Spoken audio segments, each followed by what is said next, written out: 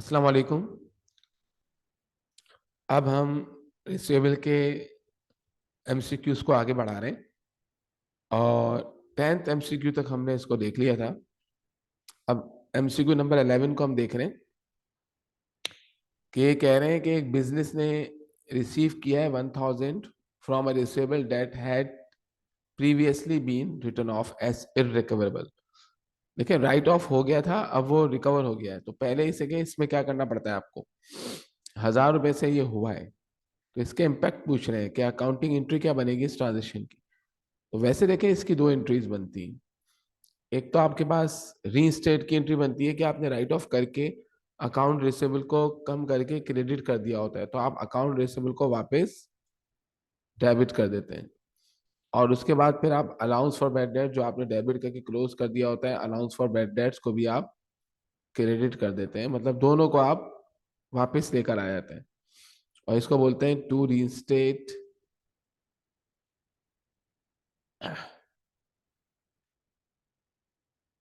Customers account. Customer के account को आपने रीइंस्टेट कर दिया, और ये हमने 1000 से किया। गौर से आप देखेंगे तो आपको बात समझ में आएगी कि इसमें इन्होंने जो ऑप्शन दिया है वो है क्या। फिर इसके बाद हम दूसरी एंट्री बनाते हैं कलेक्शन की, कि कैश डेबिट करके अकाउंट रिसीवेबल को क्रेडिट कर देते हैं। तो रीइंस्टेट में जो रिकवरी होती है उसमें दो एंट्रीज बनती है, एक रीइंस्टेट के कलेक्शन की। तो हम बोल देते हैं कि कलेक्टेड कैश फ्रॉम कस्टमर। अब ये 1000 रुपीज से आप कर देंगे। अब देखिए इस एंट्री के इम्पैक्ट क्या आएंगे, गौर से देखेंगे। सही, दो मरतबा अलाउंस फॉर बेड, एक मरतबा allowance for bad debts credit हो रहा है। तो आप यहां पर आए, अब अगर यहाँ पे फॉर एग्जाम्पल बैलेंस पहले से मौजूद होता 10,000 और फिर आप इसे क्रेडिट भी करते 1000 से अकाउंट रिसीवेबल की वजह से। अब जब आप साल के एंड में बेड डेट्स की एडजस्टमेंट बनाएंगे, तो ये पूरा 11,000 जो है वो जो बेड डेट एस्टिमेट होगा उसमें से लेस किया जाएगा। जब ये 11,000 बेड डेट जो एस्टिमेट किया जाएगा उसमें से लेस किया जाएगा, तो देखें इस 1000 से भी एक्सपेंस में क्या आ जाएगी, कमी आ जाएगी। तो ये जो 1000 है जो रिकवर हो गया और हमने अलाउंस ऑफ बेड को क्रेडिट किया, ये फ्यूचर में हमारे एक्सपेंस को कम करेगा। तो ये जो एंट्री मैंने बनाई, अगर मैं इसको डायरेक्ट ये बनाता cash debit allowance of bad debts credit, account receivable debit भी हो रहा है, अकाउंट रिसीवेबल क्रेडिट भी हो रहा है, तो ये तो इफेक्ट एलिमिनेट हो गया ना। तो अगर मैं डायरेक्ट ये एंट्री बनाता कि कैश डेबिट और allowance for bad dates credit, तो भी ये एंट्री हमारी ठीक होती। यानी हम डायरेक्ट इन दो एंट्रीज के बजाय ये एंट्री भी बना सकते थे, ये डायरेक्ट रिकवरी की एंट्री हो जाती, cash debit allowance of bad debts credit. ये जो allowance of bad debts credit हो रहा है ये फ्यूचर के हमारे एक्सपेंस को कम करेगा। इसी वजह से कुछ लोग क्या करते हैं, वो बोलते हैं कि भाई बैड डेट्स एक्सपेंस को मैं क्रेडिट कर दूंगा, अगर उन्होंने अलाउंस ऑफ बैड डेट्स का अकाउंट ओपन नहीं किया हुआ है तो। यहाँ पर जो ऑप्शन दिए हुए ना हमें, वो इसी लिहाज से दिए हुए हैं कि अगर आप यहाँ देखें तो इधर वैसे तो एंट्री दो बननी चाहिए थी, लेकिन अगर हम डायरेक्ट वाली भी बनाए जो हमने आपको बताई डायरेक्ट वाली ये entry cash debit allowance for bad debts credit, तो यहाँ पे देखें कैश डेबिट हो रहा है इन दो एंट्रीज में, ये दो तो बिल्कुल गलत है। कैश डेबिट हो रहा है सही है, और दूसरे में बोल रहे हैं अकाउंट रिसीवेबल को क्रेडिट कर दें, cash debit account receivable credit. तो हमने तो cash debit account receivable credit direct बना ही नहीं सकते हम। तो जो हमने डायरेक्ट वाली बनाई है उसमें allowance of bad debts credit कर रहे हैं, तो ये लोग अलाउंस ऑफ बैड डेट्स के यहाँ पे बैड डेट एक्सपेंस क्रेडिट कर रहे हैं। ये ऑप्शन ना बेस्ट है। इसकी वजह यह है कि इन चारों ऑप्शंस के अंदर वैसे तो दो एंट्रीज बनती है ना, डायरेक्ट वाली एंट्री में कैश डेबिट हो सकता है और allowance of bad debts credit हो सकता है या बैड डेट एक्सपेंस क्रेडिट हो सकता है। तो this is the best option, तो हम इसको ही सेलेक्ट करेंगे। सही, इस तरीके से आप काम करें। आगे चलते हैं 12th एमसीक्यू। इस एमसीक्यू में भी एक मसला है ना, वो मैं अभी आपके साथ प्रॉब्लम डिस्कस करता हूँ। इसमें इन्होंने अकाउंट रिसीवेबल का ओपनिंग बैलेंस दिया हुआ है। जब आपको ओपनिंग बैलेंस दिया हुआ हो तो बैड डेट्स के एस्टिमेशन के लिए आपको एंडिंग बैलेंस चाहिए होता है, वरना तो आप बैड डेट एस्टिमेट नहीं कर सकते। तो इसमें ना ये सारी एंट्रीज जो बनी है ये हमें पोस्ट करनी पड़ेंगी।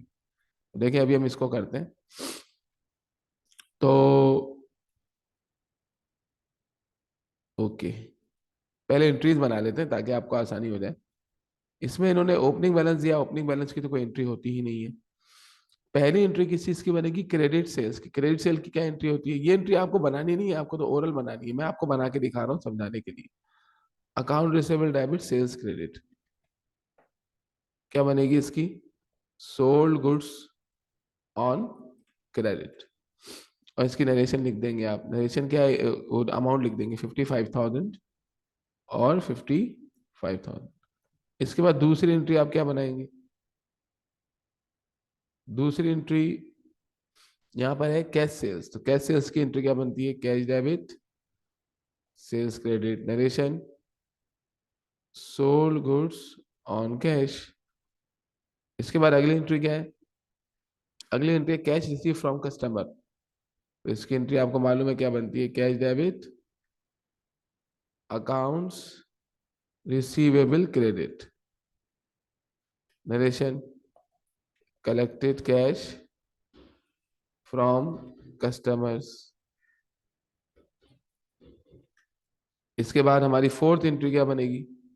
फोर्थ में है हमारे पास बैड डेट्स रिटर्न ऑफ। तो रिटर्न ऑफ में क्या होता है बेटा, आपको मालूम है? अलाउंस फॉर बैड डेट्स को डेबिट करते हैं और अकाउंट्स रिसीवेबल को क्रेडिट कर देते हैं। नरेशन आएगी wrote off worthless customers account. ये नरेशन आ जाएगी।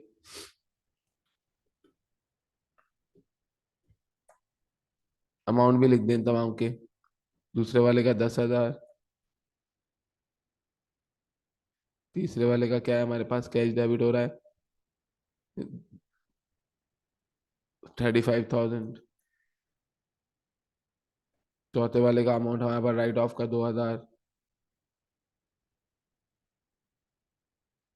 और पांचवे वाले का डिस्काउंट रिसीव। डिस्काउंट रिसीव का मतलब क्या होता है? कि हमें डिस्काउंट मिल रहा है, और डिस्काउंट आपको किससे मिलता है? परचेज पर। तो दिस इज परचेज डिस्काउंट। इसकी एंट्री अगर हम बना भी लें तो इसकी एंट्री बनेगी अकाउंट्स पेएबल डेबिट और परचेज डिस्काउंट क्रेडिट। तो इसका तो कोई ताल्लुक ही नहीं है ना हमारे इससे क्वेश्चन से, क्योंकि रिसीवेबल का क्वेश्चन है। तो इसमें तो अकाउंट पेएबल आ रहा है, तो इसे हम इग्नोर कर देंगे। अब देखिए, ये एंट्रीज अगर मैं पोस्ट करूँ अपने जनरल लेजर में तो ही मुझे फिर तमाम चीजें मालूम चलेंगी। ये एंट्रीज आप डायरेक्ट यहाँ भी पोस्ट कर सकते थे। बैलेंस के अंदर आप लिख लेंगे कितना? 45,000 बिगिनिंग बैलेंस।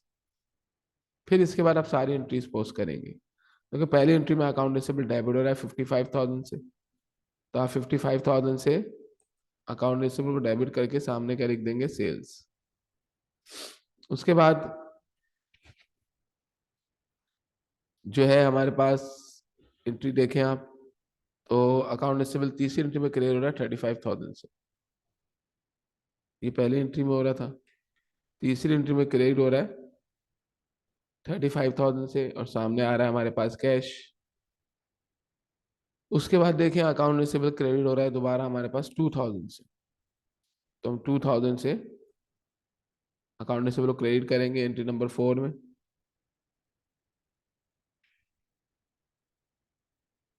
और सामने क्या लिख देंगे हम? राइट ऑफ हुआ है तो अलाउंस फॉर बैड डेट्स। इस तरीके से आपने ये सारी एंट्रीज पोस्ट कर ली। तो अकाउंट रिसीवेबल डेबिट कितनी मरतबा हो रहा है? एक मरतबा। और क्रेडिट हो रहे हैं 2 मरतबा। सही है। ये हमने करने के बाद अब इसका हमें बैलेंस निकाल लेना है। बैलेंस निकालेंगे तो डेबिट साइड हमारी बड़ी आएगी। अकाउंट रिसीवेबल एसिड है, तो एसिड की जो है डेबिट साइड बड़ी होती है। और क्रेडिट साइड में भी हम यही लिख लेंगे। और फिर बैलेंस निकालने के लिए हम इस अमाउंट में से माइनस करेंगे इन दोनों का सम। सही। तो 63,000 बैलेंस आ गया। ये हमारा एंडिंग बैलेंस आ गया। तो इधर हम 63,000 बैलेंस सीडी और बैलेंस बीडी, ये हमारा सीडी बैलेंस है। सही है। और ये हमारा बीडी बैलेंस है। ये काम आप सेकंडों में कर रहे होंगे भाई। ये बीडी आ गया। अच्छा, अब परसेंटेज, अब आपको अलाउंस फॉर बैड डेट्स का भी अकाउंट बनाना पड़ेगा। अलाउंस फॉर बैड डेट्स का आप अकाउंट बनाएंगे तो बिगिनिंग बैलेंस है, इसने कुछ बताया ही नहीं है। लिखा हुआ है the business maintains 2% allowance for each year, यानी 2% अलाउंस मेंटेन करता है। इसका मतलब ये हुआ कि जो 45,000 का हमारा ओपनिंग बैलेंस है, इसका 2% अलाउंस मेंटेन हुआ हुआ होगा। अब अगर मैं 45,000 का 2% निकालूं, बिगिनिंग बैलेंस इसमें मौजूद होगा, 45,000 का 2% अलाउंस मौजूद होगा 900 रुपये, यानी बिगिनिंग बैलेंस हमारे पास ऑलरेडी 900 रुपये मौजूद होगा। और एंडिंग बैलेंस और जो हमारी इंट्रीज है उसमें अलाउंस ऑफ बैड 2,000 से डेबिट हो रहा है, तो हम यहाँ पे 2,000 से डेबिट कर लेंगे राइट ऑफ की वजह से। सही है, एंट्री नंबर 4 में वो डेबिट हो रहा है। तो अब देखें ये जो हमारा अकाउंट रिसीवेबल है, अलाउंस ऑफ बैड डेट्स है, इसका बैलेंस क्या आ गया, क्रेडिट में डेबिट में आ गया, बल्कि 1,100 रुपये। अब आपको मालूम है कि बैड डेट एस्टिमेट करने के लिए हमें इसके एंडिंग बैलेंस पर, अकाउंट रिसीवेबल के एंडिंग बैलेंस 63,000 पे परसेंटेज लगानी पड़ेगी, और पुराना वाला allowance of bad debts add या लेस करना होता है। इसकी इसी के लिए हमने ये अकाउंट्स बनाए हैं। अब ये बोल रहा है, देखें, which accounting entry is to be pass to record the increase और decrease of allowance to the statement of comprehensive income, मतलब एंट्री कितने से बनेगी ये पूछ रहा है वो। तो एंट्री कितने से बनेगी, इसके लिए आपको ये कंप्यूटेशन बनाना पड़ेगा। तो इसमें आप क्या करेंगे, पहले तो आप पॉलिसी लिख लें कि estimated bad debts are 2%, I think yes 2% of year end accounts receivable. अब आप इसमें लगाएं परसेंटेज, पहले तो आप लिखें कि estimated allowance for bad dates, मतलब बैलेंस शीट वाला अमाउंट है, कितना आएगा। कैसे करेंगे, 63,000 अकाउंट रिसीवेबल का बैलेंस आ रहा है, इस पर आप 2% अप्लाई करेंगे। अब देखिए, अगर मैं 63,000 पे 2% अप्लाई करूं तो ये मेरे पास आ गया 1,260, मतलब ये हमारे बैलेंस शीट में जाएगा, लेकिन एंट्री इतने से नहीं बनेगी। इसमें पुराना allowance for bad debts add या लेस करना होगा, और पुराना जो allowance for bad debts before adjustment, यानी कि अलाउंस फॉर बैड डेट्स का बैलेंस जो बिफोर एडजस्टमेंट आ रहा है 1,200 डेबिट है, तो उसे यहाँ पे ऐड किया जाएगा। सही, तो हम यहाँ पे इसे ऐड करेंगे, add debit balance in allowance for bad debts before adjustment. अब इन्होंने डेबिट बैलेंस जो हमें मिलेगा वो कैसे निकलेगा कि हम 900 में से माइनस कर लेंगे किसको, 2,000 को। देखिए डेबिट बैलेंस हमारा आ रहा है, एक मिनट, तो इस डेबिट बैलेंस को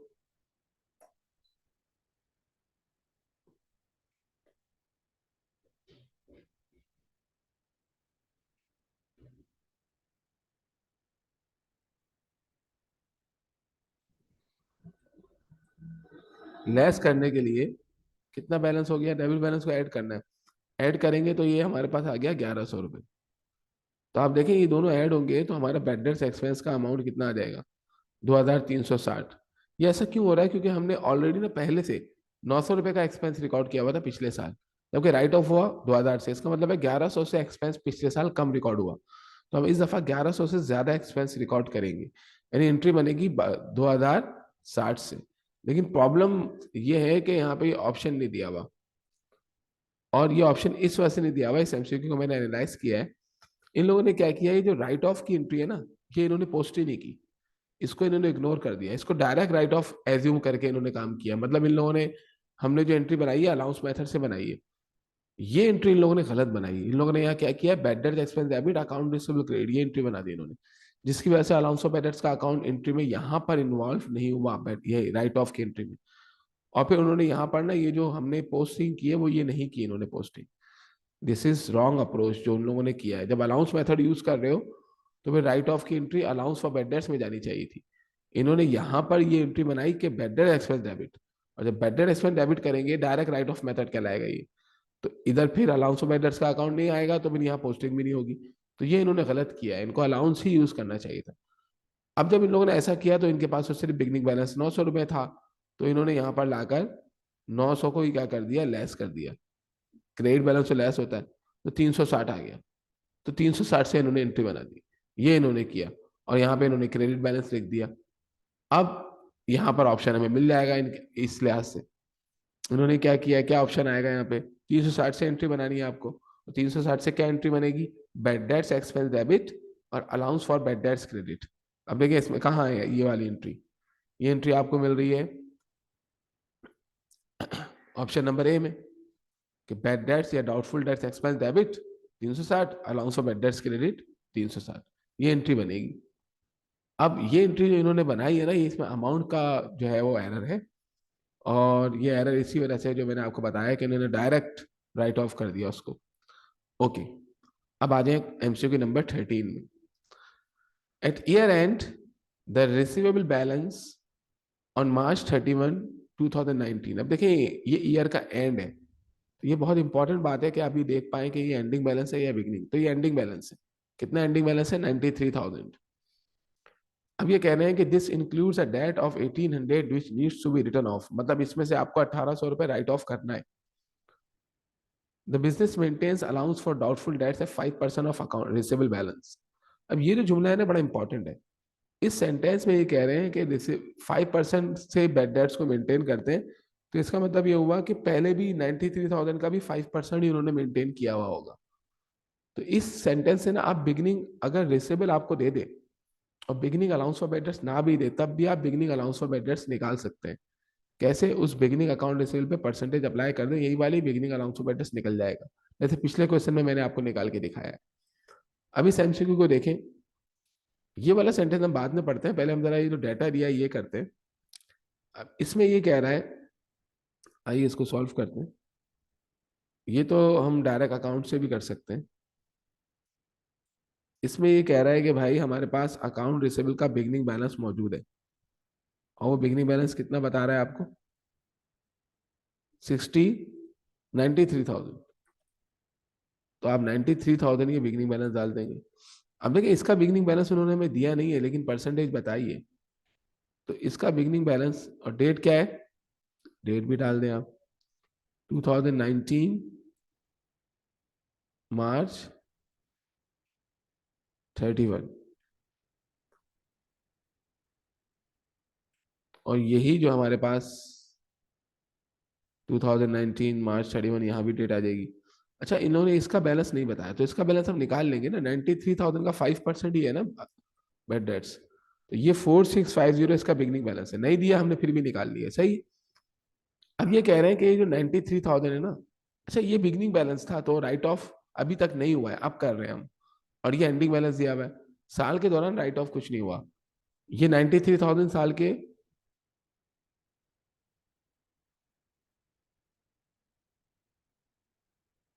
शुरू में, एट द एंड द, अब देखो इसको दोबारा पढ़े आप एमसीक्यू को, क्या लिखा भाई, ये बोल रहा है कि at year end the receivable balance on March 31 2019 93,000 था, सही है। This includes a balance of 1800 which needs to be write off. The business maintains allowance for doubtful debts at 5% of receivable balance.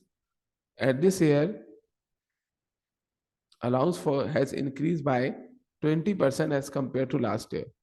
अच्छा, अगर ये 93,000 रुपीज जो हमें दिया हुआ है ना इन्होंने बैलेंस एंडिंग, अगर ये बिगनिंग होता तो हम इस तरीके से अलाउंस ऑफ बैड डेट जो हमने निकाला है वो हम बिगनिंग बैलेंस निकाल सकते हैं। ये जो बैलेंस इन्होंने दिया हुआ है ये हमारा एंडिंग बैलेंस है, बिगनिंग बैलेंस नहीं दिया हुआ इन्होंने हमें, तो ये हम नहीं कर सकते हमने जो किया है। ये वाली चीज ये उस वक्त हो सकती होती कि जब ये हमें बिगनिंग बैलेंस देते, ये तो एंडिंग बैलेंस है अकाउंट रिसीवेबल का, तो इस बात का ख्याल रखिएगा। अगर अकाउंट रिसीवेबल का बिगनिंग बैलेंस दिया हुआ है तो फिर आप अलाउंस ऑफ बैड डेट्स का बिगनिंग बैलेंस कैलकुलेट कर सकते हैं। अब ये बैलेंस हमें नहीं मालूम, लेकिन एंडिंग बैलेंस इन्होंने हमें दिया हुआ है। अब इस एंडिंग बैलेंस में से पहले हम राइट ऑफ करेंगे। अब राइट ऑफ कितना कर रहा है, 1800 का, तो हम राइट ऑफ कर देते हैं, सही है। इस तरीके से कैलकुलेशन करनी पड़ेगी आपको, ये बैलेंस नहीं निकाल सकते, ये बैलेंस उस वक्त होता तभी बिगनिंग बैलेंस होता, ये बैलेंस अभी हम नहीं निकाल सकते। राइट ऑफ की एंट्री लेकिन हम पास कर सकते हैं। राइट ऑफ की एंट्री हमारी क्या बनती है, अगर हम राइट ऑफ की एंट्री बनाए तो हम एंट्री बना सकते हैं allowance for bad dates debit accounts receivable credit, 1800 से ये एंट्री बन रही, तो 1800 से आप ये एंट्री पास कर सकते हैं। सही। अब इस 1800 की एंट्री को आप पोस्ट कर दें, ये 1800 ये देख रहे हैं आप, इस एंट्री को आप पोस्ट कर दें।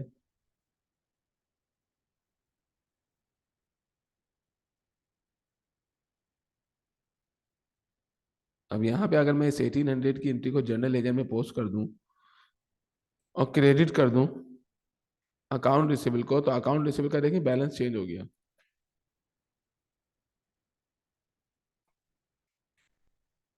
1800 रुपये से अकाउंट रिसीवेबल क्रेडिट हो गया। अब इसका जो बैलेंस आएगा ना, इस पे परसेंटेज लगाएंगे, क्योंकि अकाउंट रिसीवेबल के एंडिंग बैलेंस से परसेंटेज लगाते हैं। इन्होंने एंडिंग बैलेंस दिया तो है, लेकिन इसमें एक चीज नहीं हुई हुई, तो इसका मतलब ये एंडिंग बैलेंस है ही नहीं ना। हमें एंडिंग बैलेंस निकालना पड़ेगा इस तरीके से, एक एंट्री जो रह गई है उसको पोस्ट करके। तो ये हमारा एंडिंग बैलेंस आ गया, बैलेंस सी डी, और यही यहाँ पर हमारे पास आ जाएगा बैलेंस बी डी। और यहाँ पर आप ये लिख दें। अब इस पे परसेंटेज लगेगी 91,200 पे, लेकिन राइट ऑफ की एंट्री तो यहाँ भी पोस्ट करनी पड़ेगी आपको। बिगनिंग बैलेंस हमें नहीं मालूम, अलाउंस फॉर बैड डेट्स, लेकिन हम ये एंट्री तो पोस्ट कर सकते हैं। तो हम ये एंट्री पोस्ट कर देते हैं, कितने से, 1800 से। अब इसका हमारे पास फिलहाल तो डेबिट बैलेंस है। अब आप जाके क्या करेंगे, अपनी कंप्यूटेशन बनाते हैं। कंप्यूटेशन क्या है भाई, 5% पे लगाना है। Estimated allowance for bad debts are 5% of year end accounts receivable. अब देखें, आपको क्या करना है, आपको निकालना है estimated allowance for bad debts, और उसका तरीका क्या बताया उन्होंने, एंडिंग बैलेंस 91,200 पर 5% अप्लाई कर दें आप। अब जरा 91,200 पर 5% अप्लाई करें आप, 91,200 मल्टीप्लाई बाय 5%, ये वो अलाउंस फॉर बैड डेट्स है 4560। सही है, जो कि हमारी बैलेंस शीट में जाएगा। 91,200 पर आपने बैलेंस लगाया, परसेंटेज लगाई, ये हमारी बैलेंस शीट में जाएगा इस दफा। अब इसमें से पुराना वाला बैलेंस हम एडीएलएस करते, लेकिन ये कह रहा है कि at this year the allowance has increase by 20% as compare to last year. मतलब ये जो हमने निकाला है ना अलाउंस, टोटल ये बैलेंस शीट में जाएगा, ये 20% से ज्यादा है पिछले ईयर के मुकाबले में। मतलब पिछले ईयर का जो यहाँ पर बिगिनिंग बैलेंस आता है ना हमारा, जो पिछले ईयर का एंडिंग होता है इस ईयर का बिगिनिंग होता है, ये बिगिनिंग बैलेंस के मुकाबले में ये 20% ज्यादा है, 4560। तो इसका मतलब है ये जो है ना, ये 20% कम होगा इससे मुकाबले में। तो इस तरीके से ये अमाउंट हमें निकाल के दिखाना है। हमें बैड डेट एक्सपेंस का अमाउंट इसमें नहीं निकालना है, इस एमसीक्यू में उसने बैड डेट एक्सपेंस का अमाउंट मांगा ही नहीं है। हमने इस ईयर का ही निकाल लिया, बैलेंस शीट का अमाउंट है ये। हमें एक्सपेंस को निकालने की जरूरत ही नहीं है। एक्सपेंस हम जब निकाल सकते हैं जब हम इसमें से पुराना बैलेंस लेस करें। पहले तो हमें ये बात करनी है कि ये इससे हम बिगनिंग बैलेंस कैसे निकालेंगे। अब देखिए, एक बात मैं आपको बताता हूँ, अगर एक अमाउंट है 1000, मैं कहूँ भाई इसका 20% बढ़ा दो, तो 20% अगर इजाफी में निकालूं तो मैं क्या करूंगा, इस 1000 को मैं मल्टीप्लाई करूंगा किससे, 120% से। तो ये 1200 जो आया है ना, ये 20% बढ़कर आ गया है। अब मुझे इस 1200 से वापस जाना है ना, तो इस 1200 पर मैंने जो परसेंटेज लगाई थी ना अभी 120%, उसका रेसिप्रोकल अप्लाई करूंगा, यानी मल्टीप्लाई बाय 100 करूंगा, डिवाइडेड बाय 120 करूंगा, तो ये वापस ये 1200 जो है ना 1000 बन जाएगा। देख रहे हैं आप, 1000 बन गया। तो ये अमाउंट एक 20% बढ़ा हुआ है। अगर मैं इसको वापस लेकर जाऊं, यानी मैं प्रीवियस ईयर का बैलेंस निकालने के लिए, यानी मैं कंप्यूटेशन बनाऊं किसके लिए, computation for beginning balance of allowance for bad dates, तो उसके लिए देखिए मुझे क्या करना पड़ेगा। मैं सिंपल सी चीज ये करूंगा कि मैं allowance for bad dates beginning निकालने के लिए, जो अलाउंस फॉर बैड डेट्स मैंने निकाला है ना, एंडिंग, कौन सा एंडिंग, एंडिंग भी आफ्टर एडजस्टमेंट वाला निकला ही, आफ्टर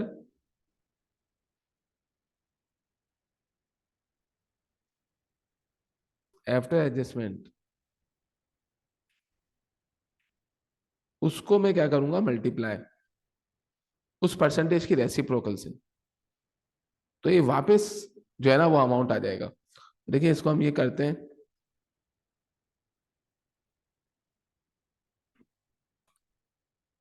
तो अभी हम इसको अप्लाई कर देते हैं। तो अप्लाई करने के लिए क्या करूंगा मैं,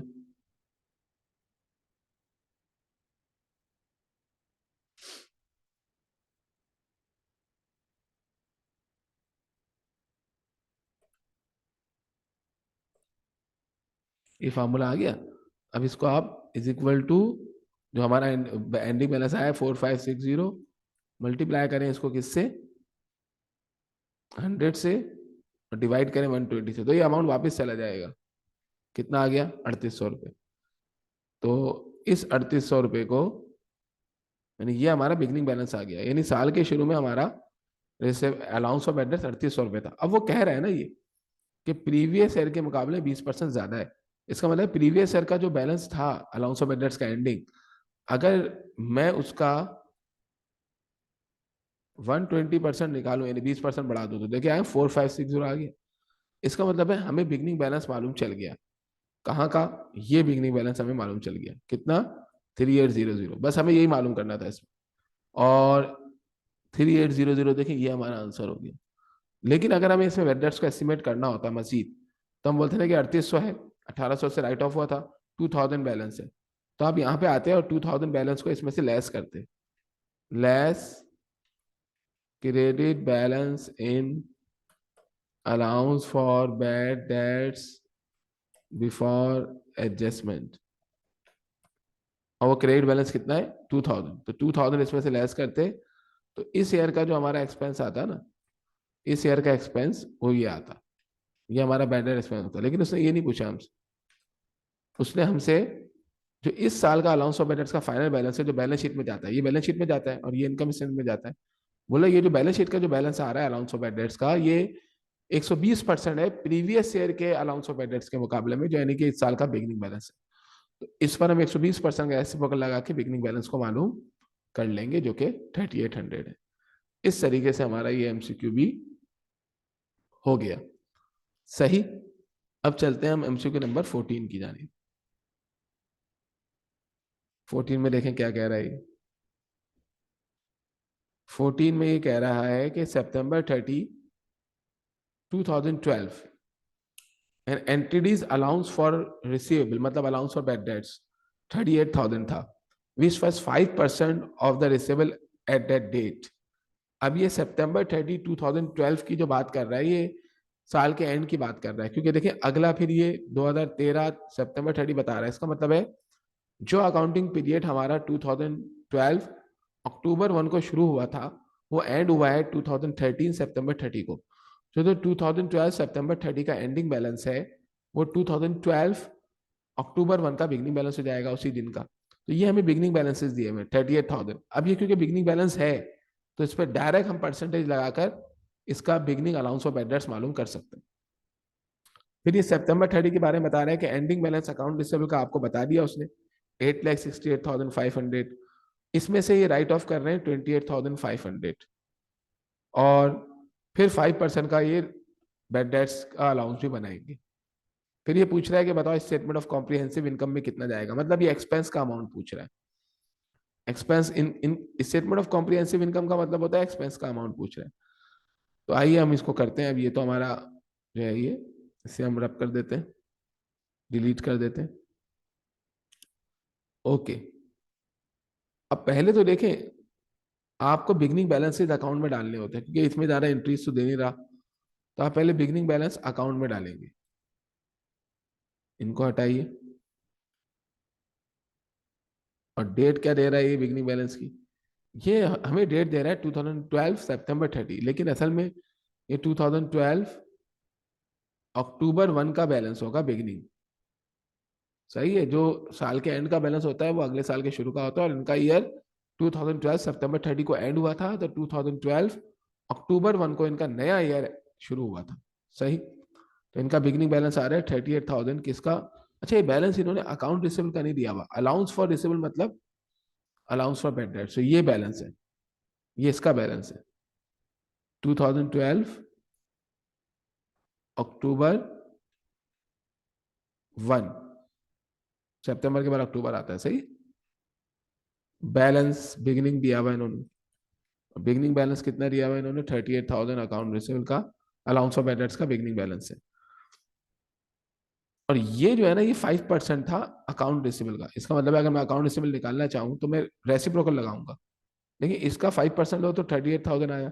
अब इस पर 5% का रेसिप्रोकल लगाऊंगा तो ये वाला बिगनिंग बैलेंस आ जाएगा। इस तरीके से ये बिगनिंग बैलेंस निकल जाएगा अक्टूबर 1 का। यानी बिगनिंग बैलेंस इन दोनों में से कोई एक भी दे देना, अकाउंट रिसीवेबल का दे दे बिगनिंग बैलेंस, तो बिगनिंग बैलेंस इसका आप निकाल सकते हैं परसेंटेज लगाकर। ये दे दे तो इसी 38,000 पर रेसिप्रोकल लगा लो, 38,000 मल्टीप्लाई बाय 100 डिवाइडेड बाय कितना परसेंटेज है ये, इन्होंने बोला है 5%। तो ये हमारा बिगनिंग बैलेंस आ गया। लेकिन इस बिगनिंग बैलेंस की हमें जरूरत नहीं है, ये तो ऐसे निकाल के दिखाया है इन्होंने, हमें एंडिंग बैलेंस दिया हुआ है ना अकाउंट रिसीवेबल का, तो हम वो डायरेक्ट काम कर सकते हैं, सही है। एंडिंग बैलेंस पर डायरेक्ट परसेंटेज लगा सकते हैं, तो हम यहाँ पे डायरेक्ट ना एंडिंग बैलेंस ले लेते हैं, क्योंकि बिगनिंग बैलेंस हमारे काम का नहीं होता, उसमें हम परसेंटेज लगाकर इस साल का बैड डेट्स थोड़ी निकाल सकते हैं। इसी वजह से हम यहाँ पे एंडिंग बैलेंस ले लेंगे 2013 सितंबर 30। एंडिंग बैलेंस हम इसका डायरेक्ट ले रहे हैं, इसका एंडिंग बैलेंस कितना है, 8,68,500, सही। ये हमने इसका एंडिंग बैलेंस ले लिया। अब ये कह रहे हैं कि भाई इसमें से राइट ऑफ करो।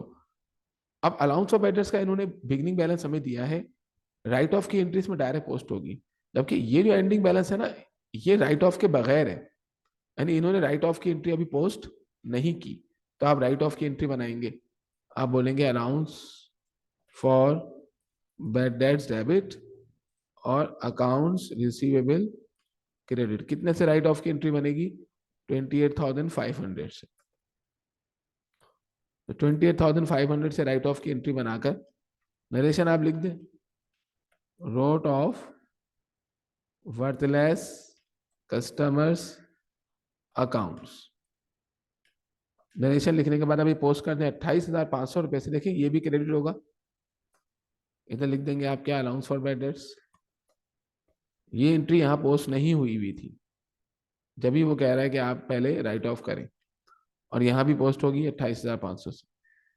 अब ये राइट ऑफ कब हुआ है, ये राइट ऑफ हुआ है 2013 सितंबर 30 को राइट ऑफ करवा रहे हैं हमसे। तो इसमें आ जाएगा अकाउंट्स रिसीवेबल, और कितने से राइट ऑफ हुआ है, 28,500 से। अब देखिए हमारे बैलेंसेस आ गए, इसका एंडिंग बैलेंस आप निकाल लें। अब ये था तो ending balance, but this was not the final balance. Final balance तो अभी हमने निकाला है, और आपको मालूम है एंडिंग बैलेंस फाइंड आउट करने के लिए क्या करते हैं, इस टोटल में से आप लेस कर लेंगे क्या, इस अमाउंट को, तो आपका एंडिंग बैलेंस आ गया 8,40,000। This is balance C D, और यही बैलेंस सी डी यहाँ बन जाएगा बैलेंस बी डी, सही है। अब इस पे लगेगी परसेंटेज 8,40,000 की, और इसका बैलेंस कितना आ रहा है, इसका बैलेंस बिफोर एडजस्टमेंट अगर आप निकालें, अभी एडजस्टमेंट इसमें पोस्ट नहीं हुई, तो क्रेडिट में बैलेंस आ रहा है इसका कितना, 9,500। ये बैलेंस लेस होगा, क्योंकि पहले से 9,500 का बैड डेट ज्यादा रिकॉर्ड हुआ हुआ है, तो हम इतने से यहाँ पर कम रिकॉर्ड करेंगे। अब यहाँ पर आ जाए आप, सबसे पहले पॉलिसी लिखेंगे, क्या पॉलिसी है, estimated allowance for bad debts are कितने percent, 5% of year end accounts receivable. ये आपने पॉलिसी लिख ली। अब आप लगा दें, पहले बैलेंस शीट वाला अमाउंट निकाल लें, estimated allowance for bad dates, balance sheet वाला अलाउंस फॉर बैड डेट्स का अमाउंट कैसे निकलेगा, एंडिंग बैलेंस। एंडिंग बैलेंस देखिए नजर आ रहा है 8,40,000, तो 8,40,000 पर कितने परसेंट लगाना है, 5%। ये 5% आप यहाँ पे अप्लाई करके अमाउंट निकाल लें पहले तो, 8 लाख नहीं, 8,40,000, यस। इस पे आप 5% अप्लाई कर दें, तो ये हमारा बैलेंस शीट का अमाउंट आया। लेकिन हम इतने से एंट्री नहीं बना सकते, 42,000। इसमें से पुराना वाला बैलेंस जो ऑलरेडी हमारा रिकॉर्ड हुआ है ना 9,500, वो हमें लेस करना पड़ेगा, less credit balance in allowance for bad debts before adjustment, कितना है वो? 9,500 अभी हमने निकाला था। तो हमारा जो एक्सपेंस का अमाउंट आ जाएगा वो आ जाएगा 32,500। मतलब हम इतने से एंट्री बनाएंगे बैड डेट एक्सपेंस की, इतने से एंट्री बनाएंगे ना 32,500 से, तो ही आपका जो एक्सपेंस है, ये जो अलाउंस ऑफ बैड डेट्स है, ये हो जाएगा कितना? 42,000। अब देखिए, अगर मैं एंट्री बनाऊं, मैं एंट्री बनाता हूं यहाँ पे एडजस्टमेंट, क्या एंट्री बनेगी? बैड डेट्स एक्सपेंस डेबिट और allowance for bad dates credit, कितने से हमारी एंट्री बन रही है? 32,500 से। अब ये एंट्री में 32,500 से अगर बनाऊं तो अलाउंस ऑफ बैड डेट 32,500 से क्रेडिट हुआ ना। अब यहां पर 32,500 से पोस्टिंग होगी, सही है, एडजस्टमेंट पोस्ट होगी। अब इसका आप बैलेंस निकालेंगे ना, तो ये वही बैलेंस आ जाएगा जो बैलेंस शीट में जाना है, 42,000, ये वाला बैलेंस। लेकिन हमसे तो वो 32,500 पूछ रहा था एक्सपेंस का अमाउंट। आपको मालूम है कि ये बैलेंस शीट का अमाउंट होता है, ये एक्सपेंस का अमाउंट होता है। ये स्टेटमेंट ऑफ कॉम्प्रिहेंसिव इनकम में जाएगा और ये बैलेंस शीट में अलाउंस ऑफ बैड डेट्स के तौर पर जाएगा। अब इसका आप बैलेंस निकाल लें, मैं आपको निकाल के दिखा देता हूँ।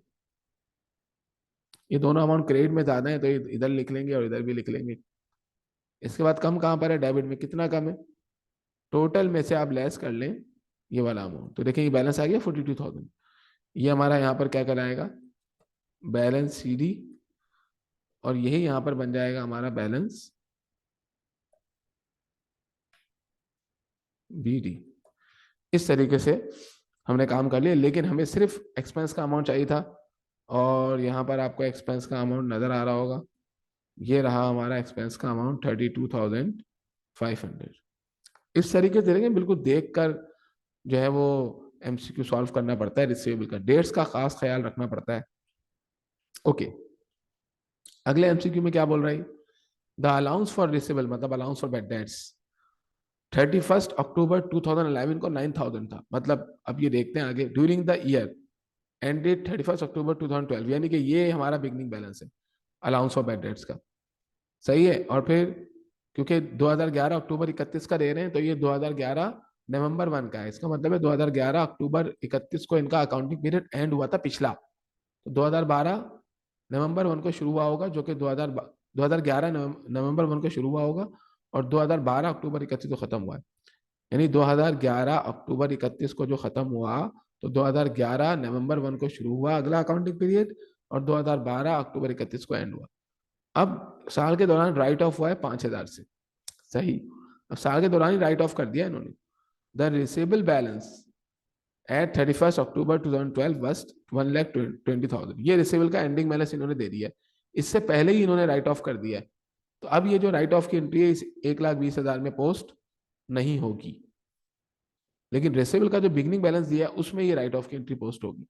ये चीज आपको देखनी है। पिछले एमसीक्यू में क्या था, इन्होंने ये जो बैलेंस दिया था ना, इसमें से राइट ऑफ होना बाकी था, जबकि यहाँ पर जो इन्होंने हमें बैलेंस दिया 1,20,000, इससे पहले ही राइट ऑफ हो गया ड्यूरिंग द ईयर, और फिर उन्होंने एंडिंग बैलेंस दिया है। तो अब आप क्या करेंगे, आप जब अकाउंट्स बनाएंगे ना, तो अकाउंट्स के अंदर आप बैलेंस कैसे डालेंगे? देखिए, आप पहले तो बोलेंगे भाई क्या अकाउंट रिसेबल का इन्होंने हमें बैलेंस, बिगनिंग बिगनिंग बैलेंस की हमें जरूरत ही नहीं है, क्योंकि इन्होंने हमें एंडिंग बैलेंस दे दिया 1,20,000। और जब एंडिंग बैलेंस 1,20,000 दे दिया है, तो बस इधर आप एंडिंग बैलेंस डाल दें। कब का बैलेंस है? 2012 अक्टूबर 31 का बैलेंस है। तो ये बैलेंस इन्होंने हमें दे दिया है। कितना बैलेंस दे दिया?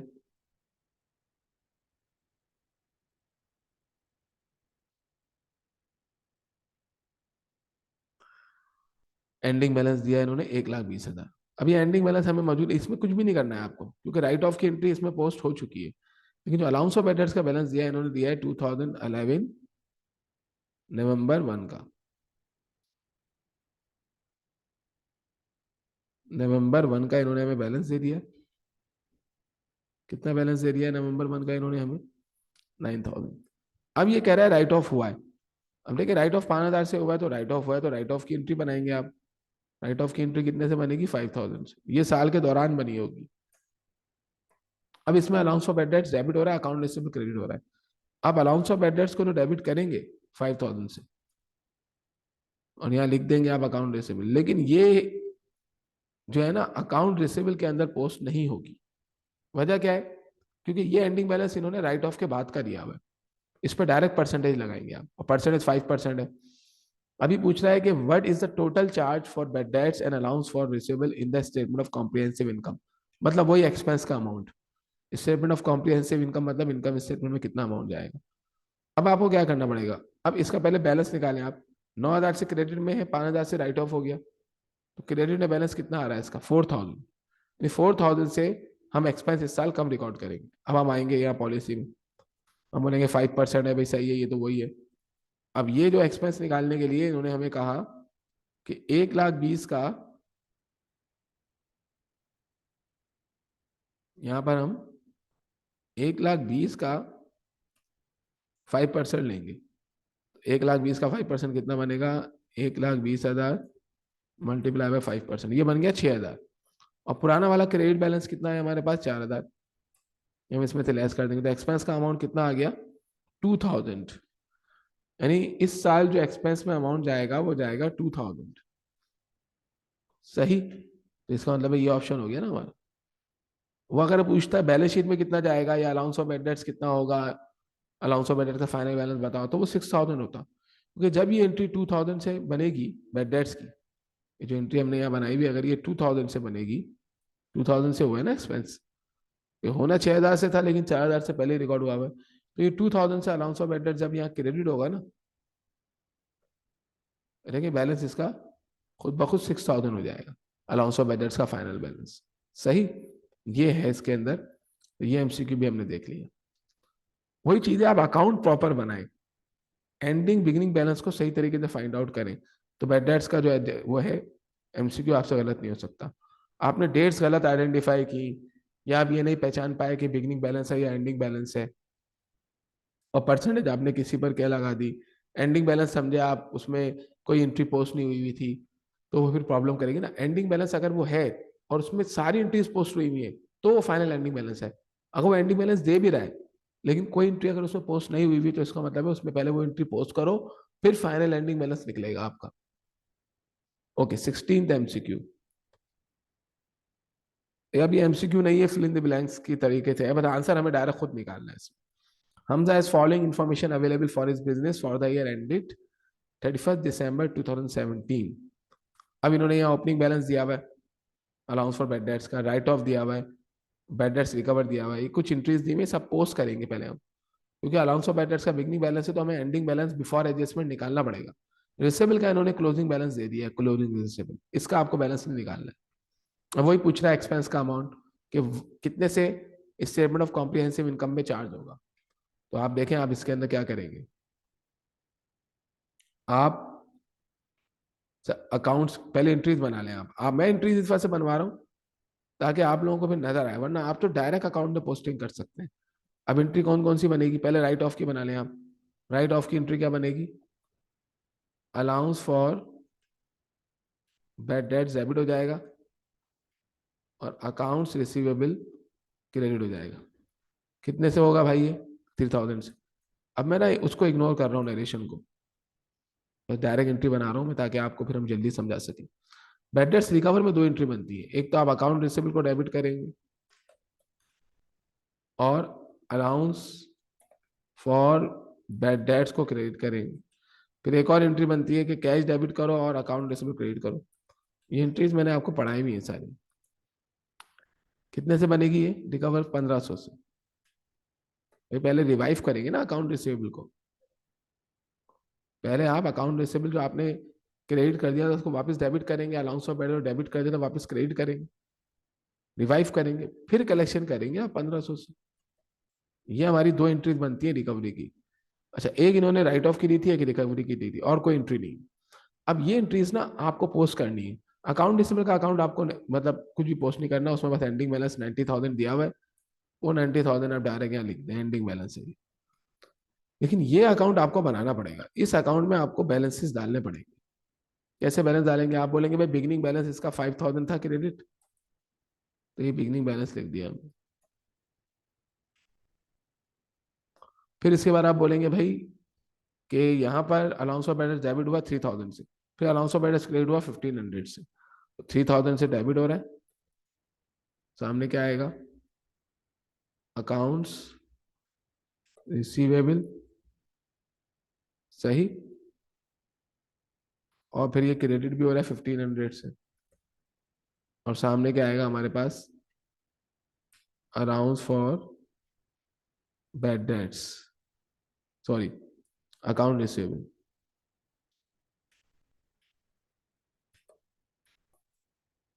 अब इसका एंडिंग बैलेंस निकालना पड़ेगा एडजस्टमेंट से पहले का। देखिए इसका एंडिंग बैलेंस 3500 निकला हुआ नजर आ रहा है कि 6500 से टोटल हमें क्रेडिट में नजर आ रहा है, डेबिट में 3000। 3500 से पिछले सालों में एक्सपेंस ज्यादा रिकॉर्ड हुआ था, अब 3500 से कम रिकॉर्ड करेंगे। तो हम इधर आएंगे अपने कंपटीशन में, वो 5% ही है। यहाँ पर आकर हम कितने बैलेंस पर लगाएंगे? उसने एंडिंग बैलेंस हमें दे दिया है, 90,000 एंडिंग बैलेंस दे दिया है, उस पर 5% अप्लाई कर दें आप। 5% 90,000 पे अप्लाई होगा तो आ गया 4500।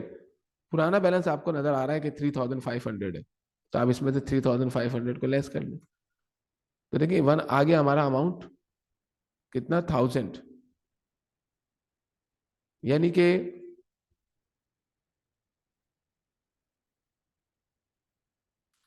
हमारे पास 1000 से एक्सपेंस इस साल रिकॉर्ड होना है। अब मैं 1000 से अगर यहाँ पे एक्सपेंस रिकॉर्ड कर दूं एडजस्टमेंट का, तो ये वही हो जाएगा जो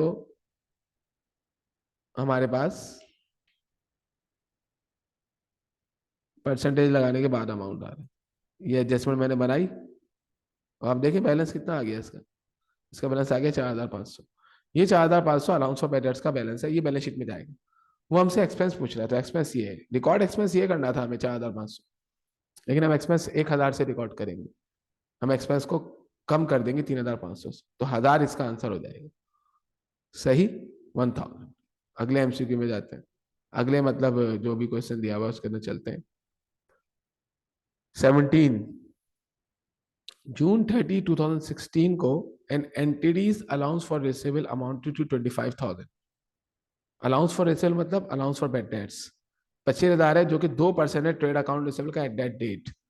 यानी अगर 2% है, 2% पर ऐसे पकड़ लगाओ तो बिगनिंग बैलेंस निकल जाएगा। जून 30 2017 को ट्रेड अकाउंट रिसेबल, अब इन्होंने एंडिंग बैलेंस दे दिया है। 2016 जुलाई 1 को इनका अकाउंटिंग पीरियड शुरू हुआ होगा, जो 2017 जून 30 को एंड हुआ है। इन्होंने इसका एंडिंग बैलेंस दे दिया है, लेकिन it was decided to write off ₹30,000 of debts as irrecoverable. इन्होंने इसमें से 30,000 राइट ऑफ नहीं किया, तो वो राइट ऑफ करना पड़ेगा आपको इसमें से। अलाउंस ऑफ एडेट्स का बिगनिंग बैलेंस है, राइट ऑफ की एंट्री ना अलाउंस ऑफ एडेट्स में पोस्ट हुई है ना अकाउंट रिसीवेबल में पोस्ट हुई है। आई पूछ रहा है at what amount receivable should be shown in the financial statement. अब यहाँ पे देखें, जो बैलेंस शीट होती है ना, उसमें अकाउंट रिसीवेबल का फाइनल एंडिंग बैलेंस और अलाउंस ऑफ एडेट्स का बैलेंस ये जा रहा होता है एंडिंग। तो इसको कंप्यूट करने के लिए आप क्या कर सकते हैं? आप डायरेक्ट काम कर सकते हैं। 3,10,000 में से देखिए 30,000 तो राइट ऑफ हो जाएगा। तो 3,10,000 में से अगर मैं राइट ऑफ करूँ, मैं आपको दिखाता हूँ यहाँ पे, देखिए डायरेक्ट काम किस तरीके से इसमें हो सकता है, क्योंकि बैलेंस शीट का अमाउंट आप डायरेक्ट निकाल सकते हैं।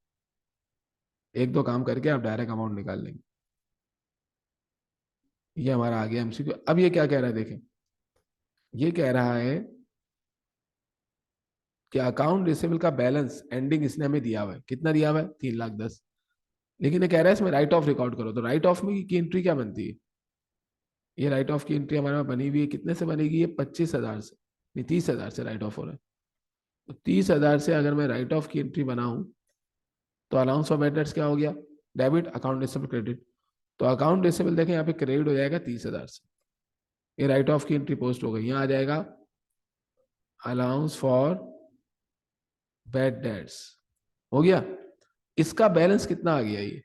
ये बैलेंस हमें पता होना चाहिए ना, इसके बगैर थोड़ी बैलेंस शीट बनेगी। ये बैलेंस आ गया इसका। अब स्टूडेंट क्या करेगा? 3,10,000 पे परसेंटेज लगा देगा, जो कि गलत होगी। इसका एंडिंग बैलेंस इस तरीके से निकालेंगे आप। अब देखिए इसमें से आप लेस कर लेंगे ये वाला अमाउंट, क्योंकि उसने बोला है कि राइट ऑफ की एंट्री इसमें पोस्ट नहीं हुई हुई। ये बैलेंस सीडी आ गया और यही बैलेंस बीडी बन जाएगा। डेट्स भी डाल सकते हैं आप, 2,80,000, ये बैलेंस बीडी आ गया। डेट अगर मैं डालूं तो ये एंडिंग बैलेंस है हमारा 2017,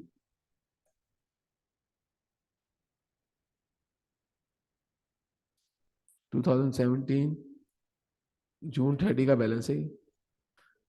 और ये राइट ऑफ भी हम 2017 जून 30 को ही कर रहे हैं।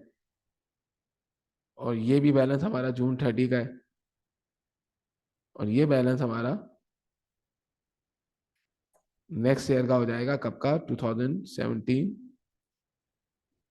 जुलाई 1 का। सही है भाई।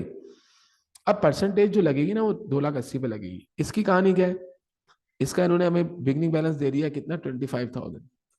और ये बिगनिंग बैलेंस इन्होंने कब का दिया है, 2016 जुलाई 1 का। 2016 जुलाई 1 का बैलेंस है ये इन्होंने हमें दे दिया। अब इसमें भी राइट ऑफ की एंट्री पोस्ट होगी। राइट ऑफ की एंट्री इसमें कब पोस्ट हो रही है, 2017 जून 30 को राइट ऑफ की एंट्री हम पोस्ट कर रहे हैं, अकाउंट रिसीवेबल सामने लिखकर।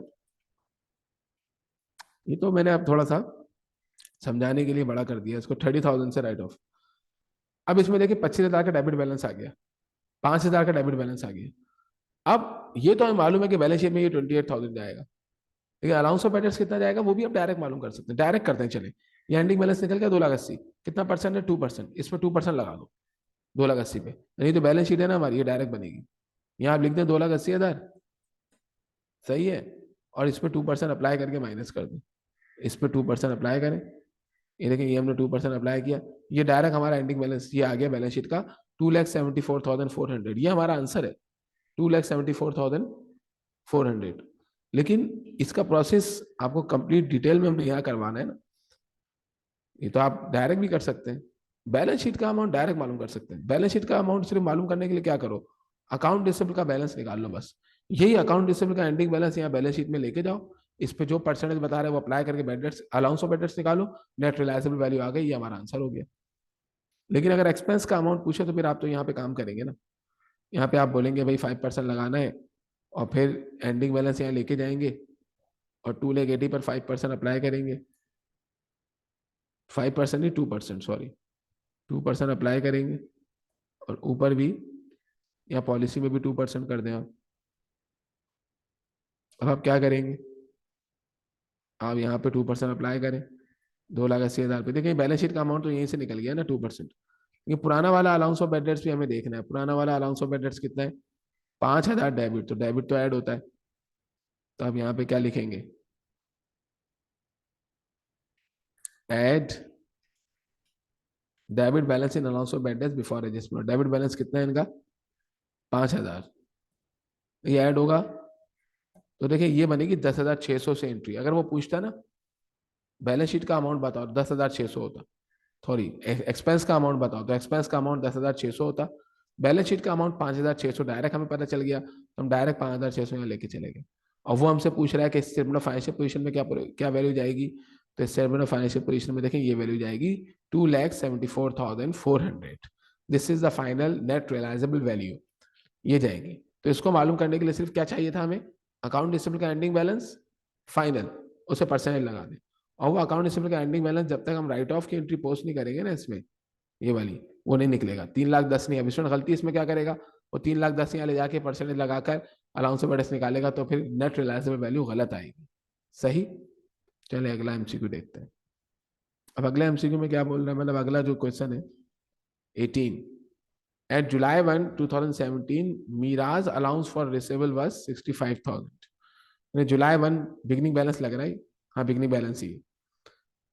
तो अलाउंस ऑफ एडेट्स का बैलेंस दे दिया है जून 30, 2018 को। ट्रेड रिसेबल, अभी अकाउंट रिसेबल का बैलेंस इन्होंने 6,50,000 रुपए दिया। फिर राइट ऑफ का अमाउंट पोस्ट नहीं हुआ हुआ 95,000 से, तो राइट ऑफ की एंट्री पोस्ट करनी है। फिर अलाउंस ऑफ एडेट्स को कितना कर देना है, 75,000। फिर ये पूछ रहा है बैलेंस शीट में कितना जाएगा। तो देखिए सिर्फ तो बता दिया कि अलाउंस ऑफ एडेट्स को कितना कर देना है, 75,000, तो अलाउंस ऑफ बेडर्स तो 75,000 ही बैलेंस शीट में जाएगा। लेकिन अकाउंट रिसीवेबल का जो 6,50,000 है ना, इसमें से राइट ऑफ पहले आपको लेस करना पड़ेगा, फिर अकाउंट रिसीवेबल का अमाउंट आएगा। मेरे कहने का मतलब ये है कि अब देखिए मैं डायरेक्ट इसको अगर करूं तो डायरेक्ट मैं इसको कर सकता हूं। मुझे मालूम है कि यहां पर अकाउंट रिसीवेबल जो जाएगा ना बैलेंस शीट में, वो जाएगा 6,50,000 में से राइट ऑफ का अमाउंट मुझे 95,000 हटा देना है, क्योंकि वो राइट ऑफ हो गया ना। 6,50,000 में से 6,50,000 में से मैं 95,000 निकाल दूंगा। क्या अमाउंट बचा? ये अकाउंट रिसीवेबल का अमाउंट आ गया। यहाँ पे मुझे अलाउंस ऑफ एडेट्स कितना लेके जाना है उसने बता दिया है, 75,000 लेके जाना है, तो बस 75,000 लेके चले जाए। तो 4,80,000 जो है ना, वो नेट रिलायजेबल वैल्यू आ गई जो बैलेंस शीट में जाएगी। देख रहे हैं आप, ये डायरेक्ट हो गया। अब हम इसको पूरे लंबे प्रोसेस से भी कर सकते हैं कि हम बोले भाई ये जो अकाउंट रिसीवेबल है, पहले अकाउंट रिसीवेबल का बिगनिंग बैलेंस डालो, फिर राइट ऑफ की एंट्री पोस्ट करो, तो सारी बातें इसमें हो सकती है। लेकिन वो करने की आपको इसमें जरूरत ही नहीं है। बैलेंस शीट का मांगे, आप सिर्फ अकाउंट रिसीवेबल का बैलेंस निकाल लें। अब अगर मैं यहाँ पे अकाउंट रिसीवेबल का भी अकाउंट बनाऊं, तो ये कब का दे रहा है? 2018 जून 30 का दे रहा है ना ये बैलेंस। एंडिंग बैलेंस दे रहा है हमें कितना? 6,50,000। अब देखिए राइट ऑफ की एंट्री मैं इसी डेट को पोस्ट करूंगा, 2018 जून 30। और आपको तो राइट ऑफ की एंट्री अब याद हो गई होगी कि allowance of address debit, account receivable credit. तो अकाउंट रिसीवेबल क्रेडिट होगा ना 95,000 से, राइट ऑफ हुआ। तो देखिए इसका एंडिंग बैलेंस आ गया ये। बस ये एंडिंग बैलेंस आपको मालूम चला, आप डायरेक्ट एंडिंग बैलेंस लेके जाएं और इस पर जो भी अलाउंस ऑफ एड्रेस वो का बैलेंस बता दे, या अलाउंस ऑफ एड्रेस की परसेंटेज बता दे। अगर परसेंटेज बताएगा, इस पर अप्लाई करके अलाउंस ऑफ एड्रेस का टोटल अमाउंट निकाल के लेस कर दे। मसला हमें कब होता है तो एक्सपेंस का अमाउंट पूछे। एक्सपेंस का अमाउंट पूछता है ना, तो ये इस पे परसेंटेज लगाने के बाद जो आता है वो हम नहीं एक्सपेंस बोल सकते उसको, क्योंकि वो तो अलाउंस ऑफ बेड का बैलेंस शीट का अमाउंट होता है। उसमें से पुराना वाला अलाउंस ऑफ बेड का बैलेंस ऐड या लेस करके फिर एक्सपेंस निकलता है। अगर अलाउंस ऑफ बेड का बैलेंस बोले जो बैलेंस शीट में जाना है, वो तो फिर डायरेक्ट ही आप अकाउंट रिसीवेबल का एंडिंग बैलेंस फाइनल निकाल के उससे परसेंट लगा के निकाल सकते हैं। तो 4,80,000 इस एमसीक्यू का आंसर हो जाएगा। सही है, इसको हम मजीद नहीं देख रहे क्योंकि आपको डायरेक्ट वाली बात समझ में आ गई होगी। सही।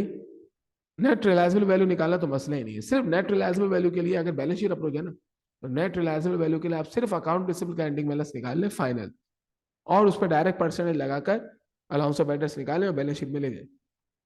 19 at Jan 1 2018 the balance in allowance for receivable showed 38,000। अब देखिए ये बिगनिंग लग रहा है हमें, देखते हैं ये बिगनिंग है या एंडिंग है। अलाउंस ऑफ एड्रेस का बैलेंस, हाँ ये बिगनिंग है। At the end of the year it is decided to write off 16,000, 16,000 write off कर रहे हैं और अलाउंस ऑफ एड्रेस को 35,000 कर रहे हैं। अच्छी बात है। What be the charge of, ये चार्ज पूछ रहा है, बेडर्स एक्सपेंस का चार्ज, मतलब ये एक्सपेंस पूछ रहा है। तो अब आपको ना अलाउंस ऑफ एड्रेस का अकाउंट बनाना पड़ेगा। सही है, कैसे बनाएंगे देखिए। पहली बात है, इसने अलाउंस ऑफ एड्रेस को एडजस्ट कितने पर करना है? 35,000 पे। इतना बना देना है, यानी ये बैलेंस शीट का अमाउंट है 35,000। ये इन्होंने परसेंटेज लगाने के बाद जो बैलेंस होता है ना, वो हमें दे दिया है। ये कह रहा है कि अलाउंस ऑफ एड्रेस को 35,000 कर दो, यानी बैलेंस शीट में 35,000 लेकर जाओ। ये इसने अमाउंट हमें बता दिया। आप इसमें सिर्फ क्या करेंगे, आप इसमें पहले तो देखें राइट ऑफ हुआ है ना, राइट ऑफ की 16,000 से एंट्री बनेगी। 16,000 से, 16,000 से राइट ऑफ की एंट्री बना दें आप। ये आ गई। ये एंट्री अलाउंस ऑफ एड्रेस से पोस्ट करेंगे। अकाउंट रिसीवेबल के अकाउंट की हमको जरूरत ही नहीं है। वजह, उसने परसेंटेज लगा के बता दिया है कि अलाउंस ऑफ एड्रेस को 35,000 कर दो, तो बस ये 35,000 कर देंगे। हमें डायरेक्ट सिर्फ क्या बनाना है? अलाउंस ऑफ एड्रेस का अकाउंट बनाना है। अब देखिए अलाउंस ऑफ एड्रेस का अकाउंट कैसे बनेगा। पहले इसमें बैलेंस डालेंगे बिगनिंग। बिगनिंग बैलेंस 2018 जैन 1 का बिगनिंग बैलेंस है। सही है, ये बिगनिंग बैलेंस डाला आपने। और बिगनिंग बैलेंस कितना है? 38,000। अब आप जाके क्या करेंगे, राइट ऑफ की एंट्री देखेंगे। तो राइट ऑफ की एंट्री में देखें ये डेबिट होता है, तो सामने आप अकाउंट्स रिसीवेबल लिखकर इसको डेबिट कर देंगे। कितने में डेबिट होगा ये? 16,000 से राइट ऑफ हो गया। अब इसका बिफोर एडजस्टमेंट का बैलेंस कितना आ रहा है? 38,000 में से 16,000 लेस कर लें आप, 22,000 इसका बिफोर एडजस्टमेंट का बैलेंस आ रहा है। अब आपको करना ये है कि देखिए ये जो परसेंटेज लगाने वाली बात थी ना, उसने लगा के हमें दे दिए। उसने बोला है अलाउंस ऑफ एड्रेस का मैं आपको बैलेंस दे रहा हूँ, और जब उसने बैलेंस दे दिया है तो फिर आपको जो है ना कुछ भी करने की जरूरत नहीं है। आप डायरेक्ट ये जो बैलेंस दे रहा है, कितना बैलेंस दे रहा है? 35,000। ये 35,000 आप डायरेक्ट यहाँ लिख देंगे, और इसमें से पुराना वाला जो क्रेडिट बैलेंस है वो लेस कर लेंगे। क्रेडिट बैलेंस आ रहा है ना पुराना 22,000, तो आप लिखेंगे लेस क्रेडिट बैलेंस। अब क्रेडिट बैलेंस कितना आ रहा है 22,000, ये आप इसमें से लेस कर लें। तो देखिए हमारी जो एंट्री है इसका मतलब है वो कितने से बन जाएगी, वो बन जाएगी 13,000 से। वजह क्या है कि 35,000 तो अलाउंस ऑफ बेड डेट्स में जाएगा बैलेंस शीट में, 22,000 पहले से रिकॉर्ड हुआ है, तो 13,000 से एक दफा एंट्री बनेगी। अब उसने यही पूछा था कितने से एंट्री बनेगी, तब 13, अभी ये 13,000 मालूम नहीं कर सकते आप जब तक आप अलाउंस ऑफ बेड डेट्स के अकाउंट को कंस्ट्रक्ट नहीं करें। लेकिन ये जो अमाउंट है 35,000, ये तो अकाउंट रिसीवेबल के अमाउंट से मालूम चल जाता है। ये तो इन्होंने अभी भी फिर भी परसेंटेज लगा के यहाँ पे इन्होंने डायरेक्ट दे दिया। तो इस चीज को जरा माइंड में रखें कि वो पूछ क्या रहा है। वो अगर आपसे नेट रिलायबल वैल्यू पूछ रहा है ना, तो बस अकाउंट रिसीवेबल के अकाउंट से ही हो जाएगा सब कुछ। वो आपसे सिर्फ अलाउंस ऑफ बेडर्स का फाइनल बैलेंस पूछे, वो भी डायरेक्ट अकाउंट रिसीवेबल के अकाउंट से हो जाएगा। लेकिन वो आपसे इनकम का, इनकम स्टेटमेंट में जो अमाउंट जाएगा बेडर एक्सपेंस का वो पूछता है ना, फिर आपको अलाउंस ऑफ बेडर्स का अकाउंट ही बनाना पड़ेगा। जब भी आप देखें ज्यादातर एमसीक्यू में वो क्या कर रहा है, वो स्टेटमेंट ऑफ कॉम्प्रिहेंसिव इनकम यानी कि इन स्टेटमेंट ऑफ कॉम्प्रिहेंसिव इनकम में जो अमाउंट जाएगा यानी कि एक्सपेंस का अमाउंट वो पूछ रहा है आपसे, इस वजह से कि वो आपको पूरा बेड डेट्स आपसे चेक कर सके, इस वजह से पूछ रहा है वो। आइए 20 एमसीक्यू में इसका आंसर क्या आया हमारा, इसका आंसर हमारा आ गया 13,000 रुपए। सही भाई, 20 देखें अब आप। After writing of bad debts Rashid has outstanding receivable of 2,38,750। ये पूरे पैसे इसको कस्टमर से लेने हैं, इतना अमाउंट कस्टमर से रिसीव करना है। He identifies to specific amounts for which he wishes to make full allowance. मतलब ये दो कस्टमर्स हैं, सैयद और राजा। इनके इनसे सैयद से हमें 450 लेने, राजा से हमें 1,200 रुपए लेने। ये कह रहे हैं कि जो सैयद और राजा से आपको पैसे लेने ना, ये पूरा का पूरा अमाउंट इन दोनों का ये अलाउंस बना दिया जाएगा। मतलब कि जब हम bed expense debit allowance of bed credit entry बनाएंगे, तो ये पूरा 1,650 रुपए आप जो है वो डाल देंगे उसमें बेड डेट्स में, एस्टिमेशन में। इसके अलावा जो रिसेबल बचेगा उस पर कितना परसेंटेज लगाया जाएगा, 5%, ये बोल रहा है। तो ये बोल रहा है बताओ स्टेटमेंट ऑफ फाइनेंशियल पोजीशन में कितना जाएगा अमाउंट। अब देखिए ये भी आप डायरेक्ट कर सकते हैं, मैं आपको बताता हूँ कैसे डायरेक्ट कर सकते हैं, क्योंकि एक्सपेंस तो बताना नहीं है ना आपने, आपको तो बैलेंस शीट का अमाउंट बताना है। अब आपको मालूम मालूम है कि अकाउंट रिसीवेबल कितने हिस्से कर दिए जाएंगे, दो दो हिस्से कर दें आप अकाउंट रिसीवेबल के। ये अकाउंट रिसीवेबल है ना हमारा, यहाँ पर अकाउंट रिसीवेबल ले जाने से पहले आप इसके दो हिस्से कर दें। चले मैं यहाँ पे आपको करके दिखा देता हूँ। एक तो आप अकाउंट रिसीवेबल का क्या कर लें, ये हमारा अकाउंट रिसीवेबल है, इसमें एक तो हो गया अकाउंट रिसीवेबल किसका, सैयद का। एक हो गया हमारा अकाउंट रिसीवेबल किसका, राजा का। ये दो अकाउंट रिसीवेबल तो मैं यहाँ लिख देता हूँ, कितने कितने हैं, 450। और पहले तो टोटल अकाउंट रिसीवेबल लिखे आप, टोटल टोटल कितना है भाई, टोटल है 2,38,750। सही लिखा। इसमें से आप लेस कर दें, क्या लेस करें, राजा का भी लेस करें, सैयद का भी, और लेस करें राजा का भी। वजह क्योंकि इस पर 5% ही लगाना है ना आपने। राजा का कितना है 450, सैयद का, और फिर राजा का जो है वो हमारा, राजा का आ जाएगा कितना 1,200। इन दोनों का आप इसमें से क्या करें, लेस, यानी कि आप इसमें से माइनस करें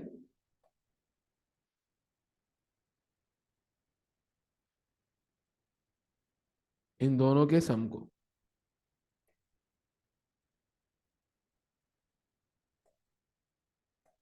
तो देखिए हमारे पास आ गया 2,31,2,37,100। ये वो अकाउंट रिसीवेबल आ गया। जैसे 5%, हमारी कितनी परसेंटेज लगेगी, 5%। यानी आपको इस पर 5% लगाना है, बाकियों पर आपको 5% लगाने की जरूरत नहीं है। उसका 450 और 1,200 रुपये पूरा अलाउंस फॉर बेड डेट्स लेके जाना है। अब अगर मैं यहाँ पर estimated allowance of bad debts निकालूं, तो estimated allowance of bad debts देखें कितने हिस्सों में निकलेगा। पहले तो आप क्या करेंगे, पहले तो आप अलाउंस या एस्टिमेटेड अलाउंस ऑफ बेड लिख के आप नीचे आए। आप इसमें क्या क्या काम करेंगे देखें। इससे पहले आप बोलेंगे Syed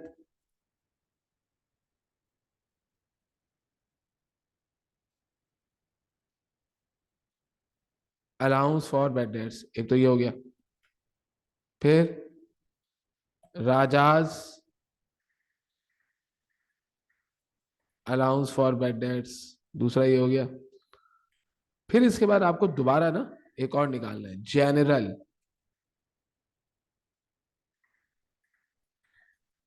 allowance for bad debts. और ये general allowance for bad dates अलग से निकालना है। ये क्या करना है, 2,37,100 पर आपको अलग परसेंटेज लगानी है, कितनी, 5%। ये 3 हिस्सों में इस तरीके से निकलेगा।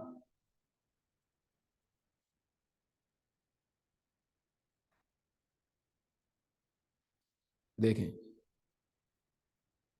ये अगर आप करना चाहें तो अभी डायरेक्ट भी कर सकते हैं, लेकिन अभी हम इसको थोड़ा सही तरीके से देख रहे हैं। देखें, अब आप क्या करेंगे, अब आप अलाउंस फॉर बैड डेट्स यहाँ लेके जाएंगे, तो यहाँ पे 3 अमाउंट जाएंगे। पहले मैं ये तीनों अमाउंट यहाँ पे अलग अलग लिख देता हूँ, सही है। सबसे पहला तो अमाउंट आएगा हमारा सैयद का। सैयद का कितना है, पूरा 450। फिर उसके बाद दूसरा कौन है हमारा, राजा का 1200।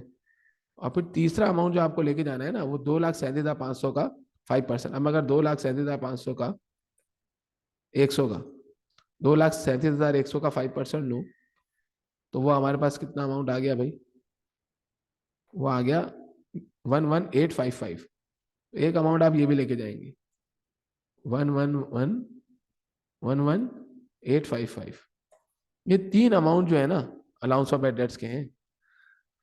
यानी हमने 450 को भी बैड डेट्स बनाना है, 1200 को भी बैड डेट्स बनाना है, और 11,855 को भी बैड डेट्स बनाना है। टोटल बैड डेट्स हमारा बनेगा 13,505 का। और 13,505 रुपये जो है वो हमारा, अब पुराना वाला बैलेंस तो इन्होंने कुछ बताया नहीं है, तो यही हमारा एक्सपेंस होगा, ये हमारा अलाउंस होगा। और हमें तो बैलेंस शीट में ये लेके जाना है ना अलाउंस, तो बैलेंस शीट में तो आप डायरेक्ट चले जाएं। अब बैलेंस शीट का इन्होंने अकाउंट रिसीवेबल का एंडिंग बैलेंस ये बताया 2,38,000 फाइनल बैलेंस बताया हुआ है। तो 2,38,750 यहाँ लेके गए आप। इसमें से आप माइनस करेंगे क्या, जो आपने अमाउंट निकाला, कितना निकाला, 13,505। तो आप यहाँ से माइनस करें 13,505, तो देखिए आपका ये जो बैलेंस आ गया ना 225245, ये हमारा नेट रिलायजेबल वैल्यू, ये इस एमसीक्यू का आंसर होगा। अभी जो 13,505 है ना, ये हमने डायरेक्ट कैसे निकाला है, ये पूरा अलाउंस उसने बताया है, ये अलाउंस भी उसने बताया कि इन दोनों को तो आप पूरा बैड डेट्स एक्सपेंस में डाल दें, बाकी रिसेल पे आप इतना परसेंट लगा दें, ये बैलेंस शीट का अमाउंट आ गया। एक्सपेंस पूछ नहीं रहा तो हमें पुराने वाले अलाउंस ऑफ बैड डेट्स की जरूरत भी नहीं है। ये जो परसेंटेज लगाने के बाद बैलेंसेज आते हैं ना अलाउंस ऑफ बैड डेट्स के, ये डायरेक्ट बैलेंस शीट में जा सकते हैं, आप इन्हें डायरेक्ट बैलेंस शीट में लेके जा सकते हैं। सही भाई, तो अभी देखिए हमने 20 MCQ तक काम कर लिया है। अब इसके आगे हम नेक्स्ट वीडियो में करेंगे। आपके जो भी क्वेश्चंस हो आप कमेंट सेक्शन में पूछें, और लाजमी ये जो स्टूडेंट्स अकाउंटिंग के हैं उनके साथ शेयर करें ताकि उनको भी फ़ायदा हो। और कोई भी क्वेश्चन हो लाजमी कमेंट सेक्शन में पूछें, और इंशाल्लाह अब आगे वाले एमसीक्यू हम इसके देखते हैं। देखिए इस एमसीक्यू को हम समझा समझा कर आपको करवा रहे हैं कि असल में ये आंसर बन किस तरीके से रहा है। अगर आपको डायरेक्ट इसका राइटिंग में भी सोल्यूशन मिले ना, तो आप इसको समझने में आपको मुश्किल हो सकती है। इसी वजह से आप इसको कंप्लीटली सुनकर फिर समझ के फिर खुद सॉल्व करने की कोशिश करें। यानी अगर आप इसको सिर्फ देख लें और फिर छोड़ दें, ऐसा नहीं होगा। आप करने के बाद फिर खुद सॉल्व करने की कोशिश करें कि आया कि आपसे एमसीक्यू अटेम्प्ट हो रहे हैं या नहीं। ओके, जज़ाकल्लाह। इंशाल्लाह मिलते हैं अपनी नेक्स्ट वीडियो में। अल्लाह हाफिज़।